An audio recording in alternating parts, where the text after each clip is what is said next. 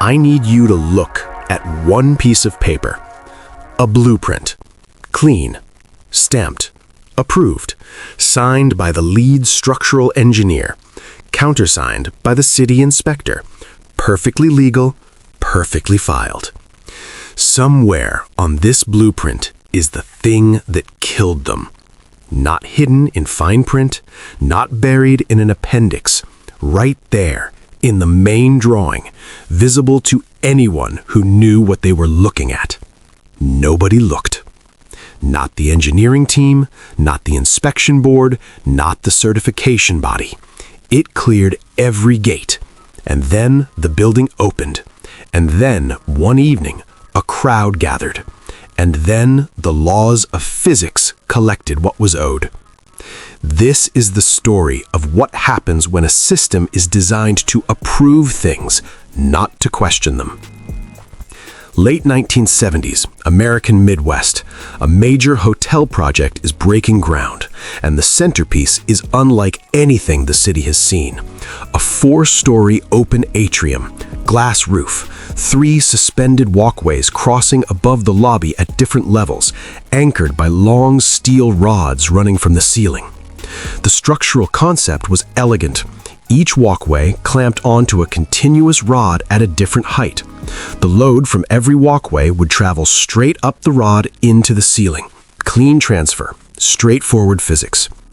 The design team behind it were experienced, credentialed professionals.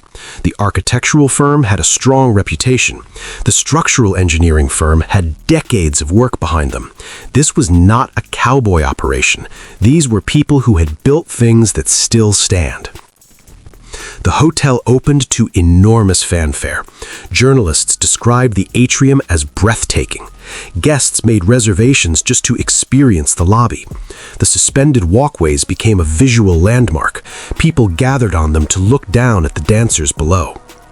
What nobody in that lobby knew, what even the engineers had forgotten by the time the ribbon was cut, was that during construction, a small change had been made.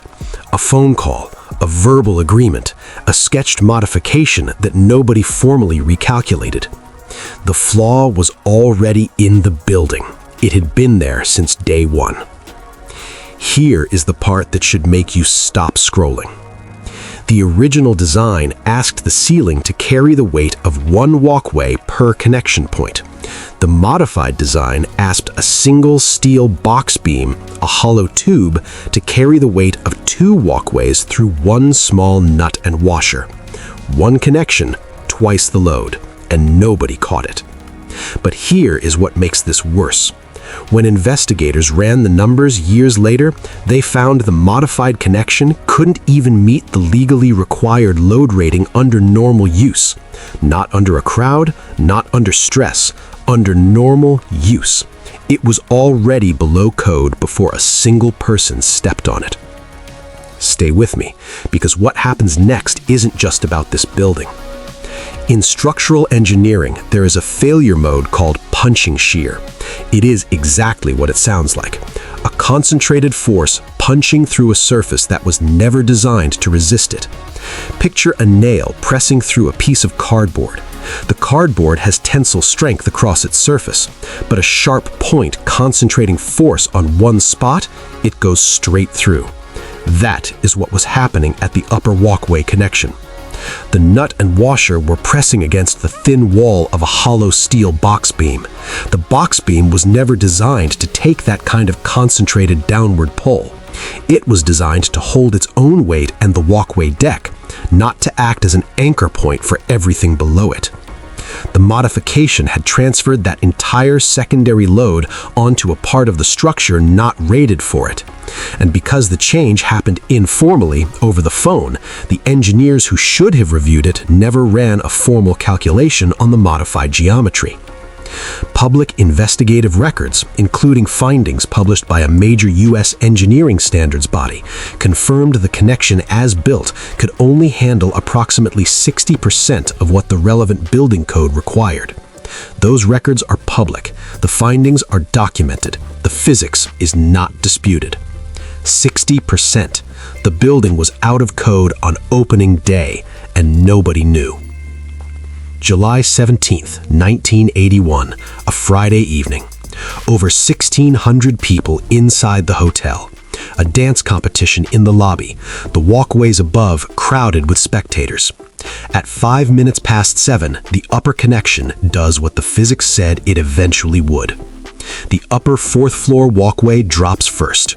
It falls directly onto the second floor walkway below.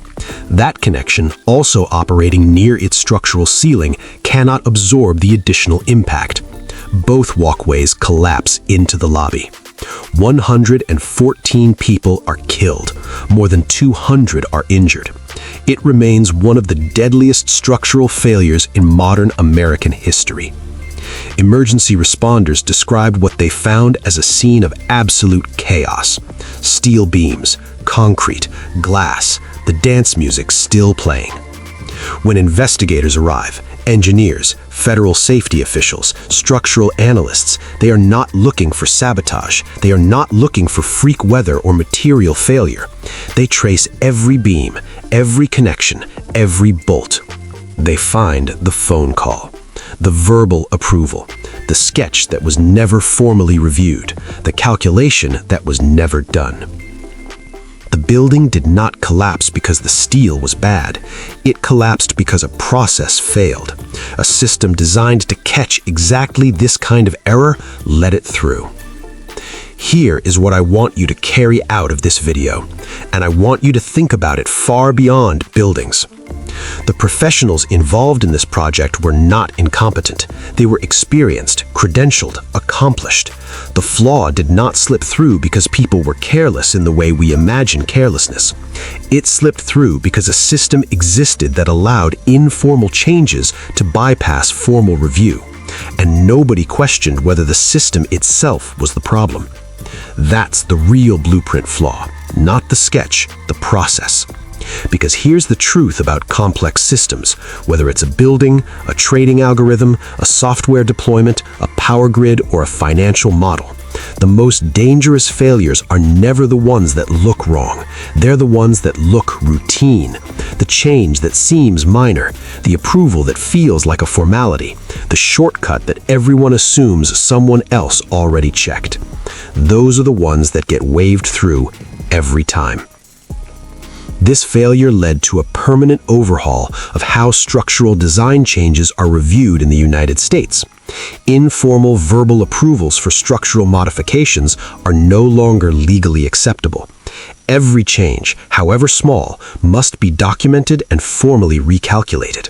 That rule exists because of this building. The flaw was always on the blueprint. The question is why nobody was looking for it.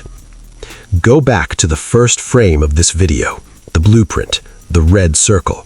Now you know what you're looking at. The connection that failed had been drawn correctly in the original design. The modification that made it lethal was never added to the official blueprint. The approved drawing and the built reality were two different things.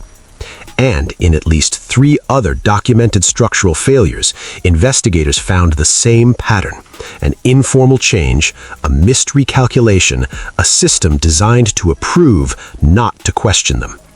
One of those structures is still in use today.